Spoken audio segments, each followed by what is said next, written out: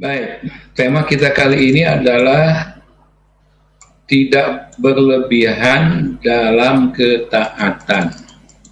Mungkin tema ini agak-agak aneh ya. Biasanya kita memotivasi umat untuk berlomba-lomba dalam kebaikan, dalam mencapai ridhonya Allah Azza wa Jalla. Fastabiqul khairat. Berlomba-lomba dalam kebaikan, berlomba-lomba dalam beribadah. Namun kali ini kita akan menampilkan sebuah tema yang lain, seolah-olah bertentangan, padahal tidak sebetulnya, ya, yaitu tidak berlebihan dalam ketaatan. Apa makna tidak berlebihan dalam ketaatan ini? Artinya, dalam melaksanakan ibadah kepada Allah itu, Allah menyatakan di ujung Quran surah Al-Baqarah, A'udzu billahi minasyaitonir rajim, la yukallifullahu nafsan illa wus'aha.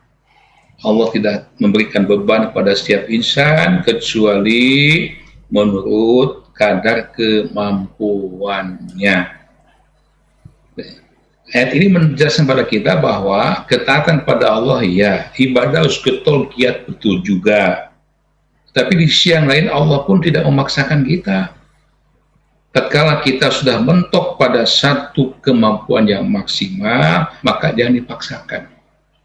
Maka muncullah apa disebutnya rukhsah.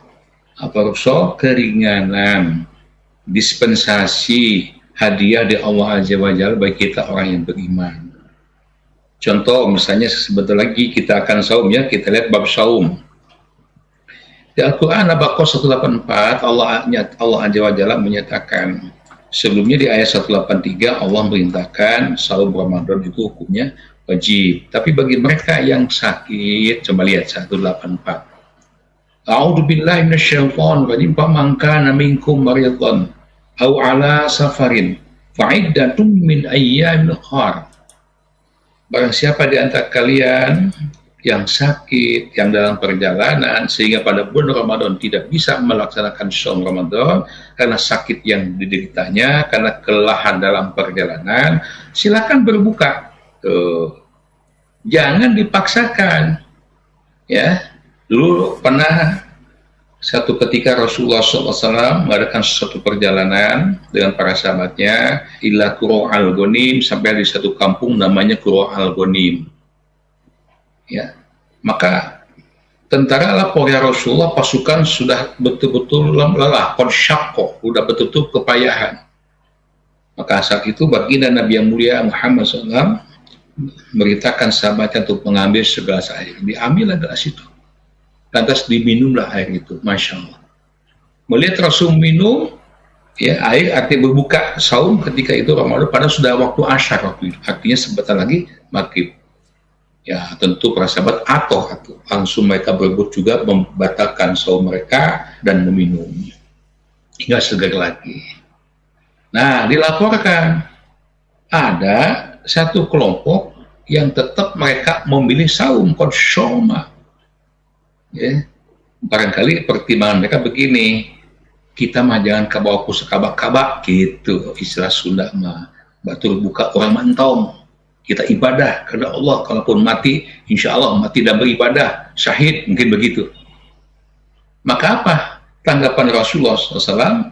Rasulullah sabda, ulaikal usoh, diulang sampai 2 kali. Mereka itulah orang-orang yang durhaka. Mereka itulah orang-orang yang durhaka, Masya Allah. Rasulullah SAW sampai menyatakan, orang yang memaksakan dari saum pada sudah tidak mampu lagi, mereka ada orang yang durhaka. Tuh.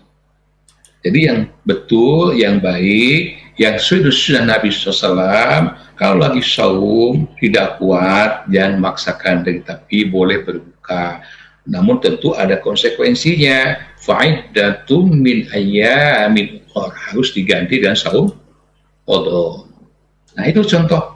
Jangan memaksakan ya dengan berlebihan dalam beribadah. Contoh lain, dalam sholat misalnya. Ketika kita safar ya, dalam perjalanan, ya An-Nisa ayat 101, kita boleh melakukan sholat fardu yang 4 rakaat cukup dikerjakan 2 rakaat saja.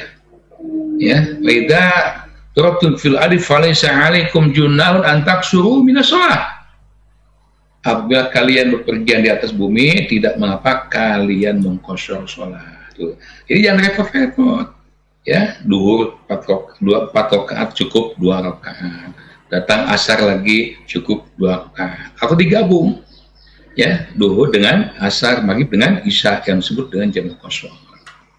Begitulah. Dan begitu pun dalam segala hal.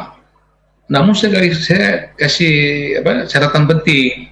Kita tidak boleh memaksakan dalam beribadah, ya, tidak boleh berlebihan dalam ketaatan, tentu dalam arti ketika kita sudah melaksanakannya dengan kemampuan yang maksimal.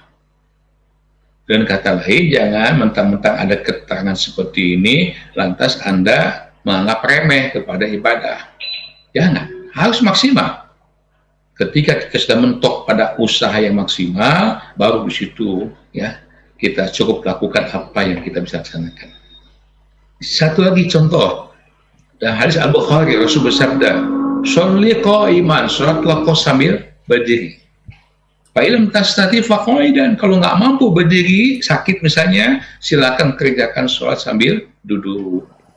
Fa illam tastati, ternyata duduk pun nggak mampu, wa ala janbin, boleh sambil berbaring.